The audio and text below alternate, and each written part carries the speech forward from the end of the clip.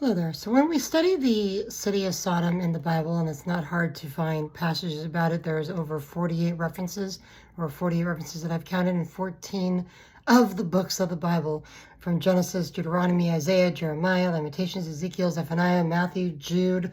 Jude is actually interesting. That's Jude 1:7. Talks about how the indulgence of gross immorality, the city of Sodom and Gomorrah and all that area had been completely lost into wickedness, and not just wickedness, but parading it around, celebrating how much they hated God and how much they were okay rebelling against him and his ways and the natural ways of man. We need to understand that the Bible is very clear about what is right, what is moral and what is immoral, and what he considers sin and what needs to be dealt with before a person can be transformed into the image of Christ. Yeah, he loves all of us. There's not a person on this planet Jesus didn't die for that he doesn't love.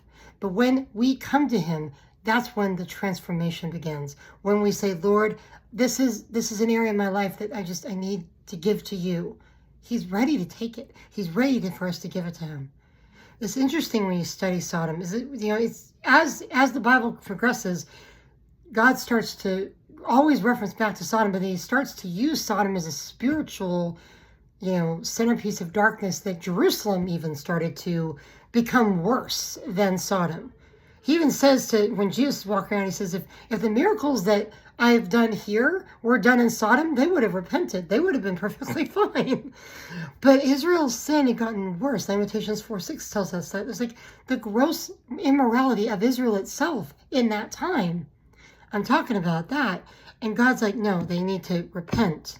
They need to repent. Yes, Sodom and Gomorrah were a real place. You can look for them on a map, southeast of the Dead Sea.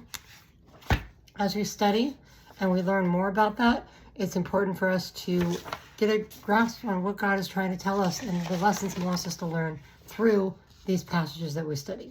God bless. Thank you for listening.